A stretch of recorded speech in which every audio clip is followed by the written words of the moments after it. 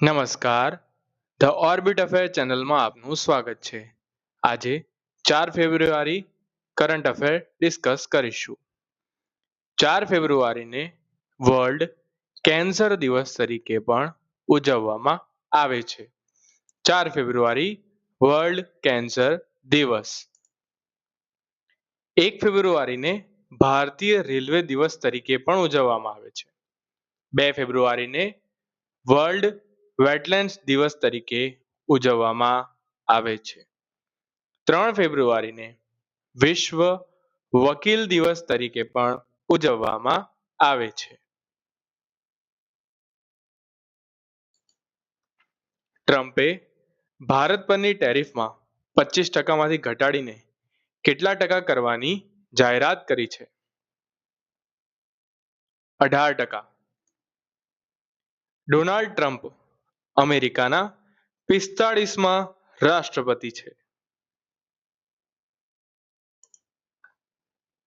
કયા દેશમાં જાંબલી કલરના ટામેટાના ઉત્પાદનને મંજૂરી મળી છે? ઓસ્ટ્રેલિયા. ઓસ્ટ્રેલિયાની રિસેન્ટ માહિતી. ઓસ્ટ્રેલિયાની ફિલ્ડર્સ નદીને વિશ્વની સૌથી જૂની વહેતી નદી તરીકે માન્યતા મળી છે.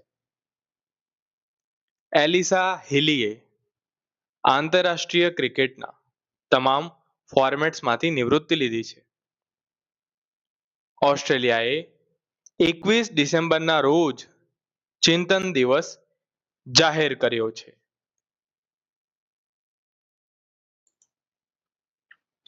યુવા સ્ક્વોશ સેન્સેશન અનાહત સિંહે અમેરિકાના વોશિંગ્ટનમાં યોજાયેલ સ્ક્વોશ ઓન ફાયર ઓપનમાં કયું ટાઇટલ જીત્યું છે?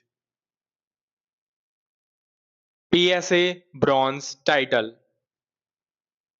યાદ રાખજો, અનાહત સિંહ સ્ક્વોશ ઓન ફાયર ઓપનમાં PSA બ્રોન્ઝ ટાઇટલ. માત્ર 26 ટુર્નામેન્ટમાં ભાગ લઈ અનાહત સિંહે પોતાનું 15મું PSA ટાઇટલ જીત્યું છે. દલાઈ લામાને મેડિટેશન આલ્બમ માટે કયો એવોર્ડ મળ્યો છે? Grammy award. Maybelline New York Bharat માટે કોને પોતાનું બ્રાન્ડ એમ્બેસેડર તરીકે પસંદ કર્યું છે? મેબલિન ન્યુયોર્કે ભારતનું બ્રાન્ડ એમ્બેસેડર તરીકે કિયારા અડવાણીને નિયુક્ત કર્યા છે. મહેન્દ્રસિંહ ધોનીને બજાજ પુણે ગ્રાન્ડ ટૂરના ગુડવિલ એમ્બેસેડર બનાયા છે. તે જ રીતે પરાગ મિલ્ક ફૂડ્સે રાહુલ દ્રવિડને બ્રાન્ડ એમ્બેસેડર બનાવ્યા છે. તે જ રીતે ન્યૂ બેલેન્સે પોતાનો પ્રથમ ભારતીય એમ્બેસેડર તરીકે જાહ્નવી કપૂરની નિયુક્તિ કરી છે.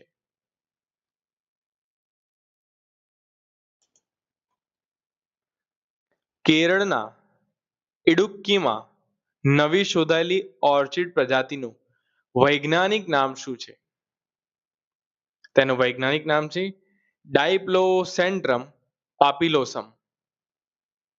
ડાયપ્લોસેન્ટ્રમ પાપિલોસમ.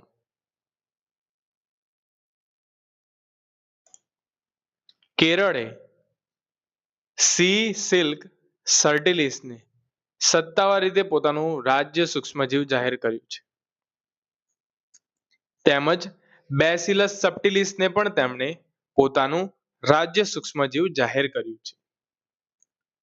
કેરળે અનાથ વન્યજીવોના સંરક્ષણ માટે ઇરોનેટ લોન્ચ કર્યું છે. ભારતનું પહેલું 24/7 ઓપન નેટવર્ક કોર્ટ કેરળના કોચ્ચીમાં ખુલ્યું છે.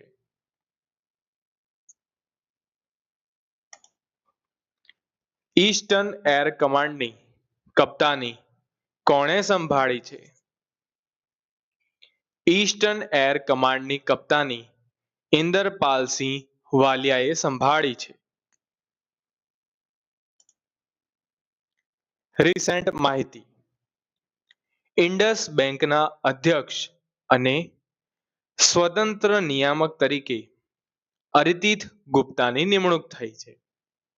સૌથી ઇમ્પોર્ટન્ટ પ્રશ્ન, ઓલિમ્પિક કાઉન્સિલ ઓફ એશિયાના અધ્યક્ષ તરીકે શેખ જોશાન યિન ઇસ્મત અલ શાનીની નિમણૂક થઈ છે.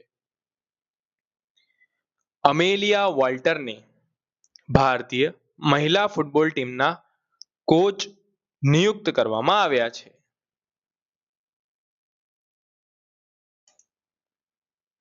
16.5% ભાગીદારી સાથે કયું રાજ્ય ભારતનું નવીનીકરણીય ઉર્જા પાવર હાઉસ બન્યું છે? ગુજરાત. 16.5% ભાગીદારી સાથે ગુજરાત પાવર હાઉસ બન્યું છે.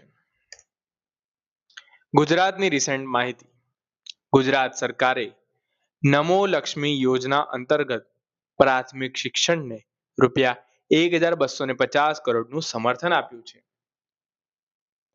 મારુતિ સુઝુકીમાં ગુજરાત 35,000 કરોડનું રોકાણ કરશે. 2 દિવસીય ઉત્તરાયણ મહોત્સવ અથવા તો ઉત્તરાધ મહોત્સવ ગુજરાતમાં આયોજિત કરવામાં આવ્યો હતો. ઉત્તરાયણ નથી, ઉત્તરાધ છે.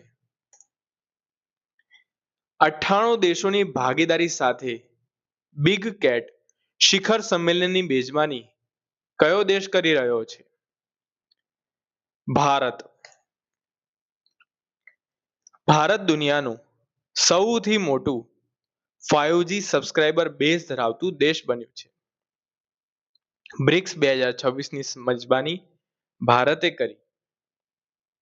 ભારત દુનિયાનું પ્રથમ બાયો બ્યુટુમિન ઉત્પાદક દેશ બન્યો છે. અગ્નિ પરીક્ષા અભ્યાસ માટે સેનાએ આઈટીબીપી સાથે સંયુક્ત અભિયાન કયા રાજ્યમાં કર્યું છે? અરુણાચલ પ્રદેશ. ફૂલોના ડ્રેક્યુલિસની એક નવી પ્રજાતિ અરુણાચલ પ્રદેશમાં શોધાઈ છે. અરુણાચલ પ્રદેશનો કેમ્પી પ્લેટો ભારતનો પ્રથમ બાયો ઇકોનોમિકલ જિલ્લો બન્યો છે. અરુણાચલ પ્રદેશની સિયાંગ ઘાટીમાં તિતલીઓની 6 નવી પ્રજાતિ શોધાઈ છે.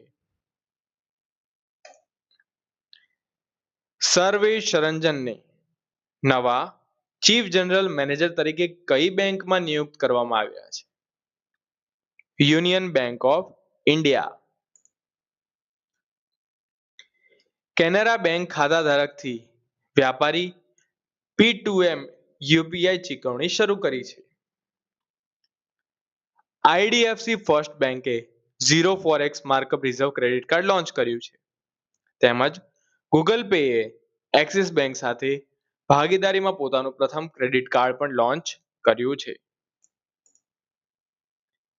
આદમપુર એરપોર્ટનું નામ બદલીને શ્રી ગુરુ રવિદાસ મહારાજ હવાઈ અડ્ડો ક્યાં રાખવામાં આવ્યું છે? જલંધર. પંજાબમાં મફત કેન્સર સારવાર માટે મુખ્યમંત્રી સેહત યોજના શરૂ. પંજાબની પ્રથમ ડાંગ સંસ્કૃતિ લુધિયાણામાં શરૂ થઈ. જાબી ગાયક કાકાએ મહિલાઓની સુરક્ષાને મજબૂત કરવા માટે કેનેડો એપ લોન્ચ કરી. નમસ્કાર. વિડીયો પસંદ આવ્યો તો લાઈક કરજો, સબસ્ક્રાઇબ કરજો. ધન્યવાદ.